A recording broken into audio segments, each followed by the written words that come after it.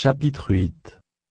Ensuite, Jésus allait de ville en ville et de village en village, prêchant et annonçant la bonne nouvelle du royaume de Dieu. Les 12 étaient avec de lui et quelques femmes, qui avaient été guéries d'esprits malins et de maladies. Marie, dit de Magdala, de laquelle étaient sortis 7 démons. Jeanne, femme de Chuza, intendant d'Hérode, Suzanne, et plusieurs autres, qui l'assistaient de leurs biens. Une grande foule s'étant assemblée, et des gens étant venus de diverses villes auprès de lui, il dit cette parabole. Un semeur sortit pour semer sa semence. Comme il semait, une partie de la semence tomba le long du chemin, elle fut foulée aux pieds, et les oiseaux du ciel la mangèrent. Une autre partie tomba sur le roc. Quand elle fut levée, elle sécha, parce qu'elle n'avait point d'humidité. Une autre partie tomba au milieu des épines, les épines crurent avec elle, et l'étouffèrent. Une autre partie tomba dans la bonne terre. Quand elle fut levée, elle donna du fruit au centuple. Après avoir ainsi parlé, Jésus dit à haute voix que celui qui a des oreilles pour entendre entende. Ses disciples lui demandèrent ce que signifiait cette parabole. Il répondit: Il vous a été donné de connaître les mystères du royaume de Dieu, mais pour les autres, cela leur est dit en parabole, afin qu'en voyant ils ne voient point, et qu'en entendant ils ne comprennent point. Voici ce que signifie cette parabole. La semence, c'est la parole de Dieu. Ceux qui sont le long du chemin, ce sont ceux qui entendent, puis le diable vient, et enlève de leur cœur la parole, de peur qu'ils ne croient et soient sauvés. Ceux qui sont sur le roc, ce sont ceux qui, lorsqu'ils entendent la parole, la reçoivent avec joie, mais ils n'ont point de racines, ils croient pour un temps, et ils succombent au moment de la tentation. Ce qui est tombé parmi les épines, ce sont ceux qui, ayant entendu la parole, s'en vont, et la laissent étouffer par les soucis, les richesses et les plaisirs de la vie, et ils ne portent point de fruits qui viennent à maturité. Ce qui est tombé dans la bonne terre, ce sont ceux qui, ayant entendu la parole avec un cœur honnête et bon, la retiennent, et portent du fruit avec persévérance. Personne, après avoir allumé une lampe, ne la couvre d'un vase, ou ne la met sous un lit, mais il la met sur un chandelier, afin que ceux qui entrevoient la lumière. Car il n'est rien de caché qui ne doive être découvert, rien de secret qui ne doive être connu et mis au jour. Prenez donc garde à la manière dont vous écoutez, car on donnera à celui qui a, mais à celui qui n'a pas on ôtera même ce qu'il croit avoir. La mère et les frères de Jésus vinrent le trouver, mais ils ne purent l'aborder, à cause de la foule.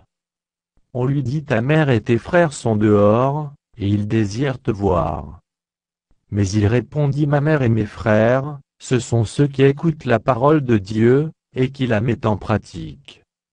Un jour, Jésus monta dans une barque avec ses disciples. Il leur dit: Passons de l'autre côté du lac. Et ils partirent. Pendant qu'ils naviguaient, Jésus s'endormit. Un tourbillon fondit sur le lac, la barque se remplissait d'eau, et ils étaient en péril. Ils s'approchèrent et le réveillèrent, en disant: Maître, Maître, nous périssons. S'étant réveillé, il menaça le vent et les flots, qui s'apaisèrent, et le calme revint. Puis il leur dit: Où est votre foi? Saisis de frayeur et d'étonnement, ils se dirent les uns aux autres: Quel est donc celui-ci, qui commande même au vent et à l'eau, et à qui ils obéissent? Ils abordèrent dans le pays des Géraséniens, qui est vis-à-vis de la Galilée. Lorsque Jésus fut descendu à terre, il vint au-devant de lui un homme de la ville, qui était possédé de plusieurs démons. Depuis longtemps il ne portait point de vêtements, et avait sa demeure non dans une maison, mais dans les sépulcres. Ayant vu Jésus, il poussa un cri, se jeta à ses pieds, et dit d'une voix forte: Qu'y a-t-il entre moi et toi, Jésus, Fils du Dieu Très-Haut? Je t'en supplie, ne me tourmente pas. Car Jésus commandait à l'esprit impur de sortir de cet homme, dont il s'était emparé depuis longtemps. On le gardait lié de chaînes et les fers aux pieds, mais il rompait les liens, et il était entraîné par le démon dans les déserts. Jésus lui demanda: quel est ton nom? Légion, répondit-il. Car plusieurs démons étaient entrés en lui.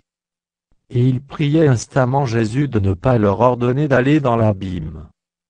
Il y avait là, dans la montagne, un grand troupeau de pourceaux qui paissaient. Et les démons supplièrent Jésus de leur permettre d'entrer dans ces pourceaux. Il le leur permit. Les démons sortirent de cet homme, entrèrent dans les pourceaux, et le troupeau se précipita des pentes escarpées dans le lac, et se noya. Ceux qui les faisaient paître, voyant ce qui était arrivé, s'enfuirent, et répandirent la nouvelle dans la ville et dans les campagnes. Les gens allèrent voir ce qui était arrivé. Ils vinrent auprès de Jésus, et ils trouvèrent l'homme de qui étaient sortis les démons, assis à ses pieds, vêtu, et dans son bon sens, et ils furent saisis de frayeur. Ceux qui avaient vu ce qui s'était passé leur racontèrent comment le démoniaque avait été guéri. Tous les habitants du pays des Géraséniens prièrent Jésus de s'éloigner d'eux, car ils étaient saisis d'une grande crainte. Jésus monta dans la barque, et s'en retourna. L'homme de qui étaient sortis les démons, lui demandait la permission de rester avec lui. Mais Jésus le renvoya, en disant: Retourne dans ta maison, et raconte tout ce que Dieu t'a fait. Il s'en alla, et publia par toute la ville, tout ce que Jésus avait fait pour lui. À son retour, Jésus fut reçu par la foule, car tous l'attendaient. Et voici, il vint un homme, nommé Jaïrus, qui était chef de la synagogue. Il se jeta à ses pieds, et le supplia d'entrer dans sa maison. Parce qu'il avait une fille unique d'environ 12 ans qui se mourait. Pendant que Jésus y allait, il était pressé par la foule. Or, il y avait une femme atteinte d'une perte de sang depuis 12 ans, et qui avait dépensé tout son bien pour les médecins, sans qu'aucun n'ait pu la guérir. Elle s'approcha par derrière, et toucha le bord du vêtement de Jésus. Au même instant la perte de sang s'arrêta. Et Jésus dit: Qui m'a touché? Comme tous s'en défendaient, Pierre et ceux qui étaient avec lui dirent: Maître, la foule t'entoure et te presse, et tu dis: Qui m'a touché? Mais Jésus répondit: Quelqu'un m'a touché, car j'ai connu qu'une force était sortie de moi. La femme, se voyant découverte, vint toute tremblante se jeter à ses pieds, et déclara devant tout le peuple pourquoi elle l'avait touché, et comment elle avait été guérie à l'instant. Jésus lui dit: Ma fille, ta foi t'a sauvée, va en paix. Comme il parlait encore, survint de chez le chef de la synagogue quelqu'un disant: Ta fille est morte, n'importune pas le maître. Mais Jésus, ayant entendu cela, dit au chef de la synagogue: Ne crains pas, crois seulement, et elle sera sauvée.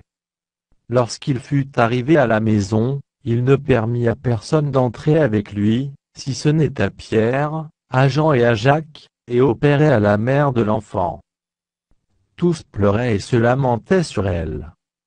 Alors Jésus dit: Ne pleurez pas, elle n'est pas morte, mais elle dort.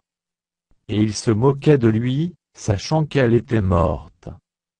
Mais il la saisit par la main, et dit d'une voix forte: Enfant, lève-toi. Et son esprit revint en elle, et à l'instant elle se leva, et Jésus ordonna qu'on lui donnât à manger. Les parents de la jeune fille furent dans l'étonnement, et il leur recommanda de ne dire à personne ce qui était arrivé.